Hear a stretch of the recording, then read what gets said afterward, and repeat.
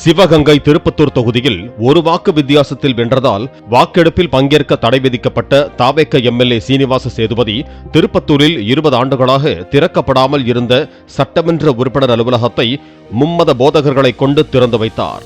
உலக பட்டினி தினத்தை முன்னிட்டு தனது தொகுதியை சேர்ந்த 10,000 பேருக்கு அசைவ விருந்து வைத்த சீனிவாச சேதுபதி மக்கள் தங்கள் குறைகளை தெரிவிக்க கிராமங்கள் தோறும் புகார் பெட்டிகள் வைக்கப்படும் என்றும் புகார்களை இணைய வழியில் பதிவு செய்ய சீனிவாச சேதுபதி tvk.com என்ற புதிய இணையதளத்தையும் அறிமுகப்படுத்தினார்.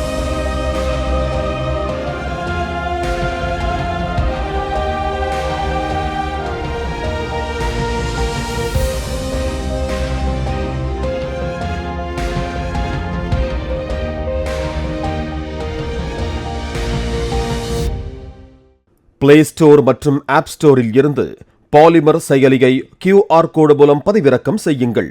செய்திகளை உடனுக்குடன் பெறுங்கள்.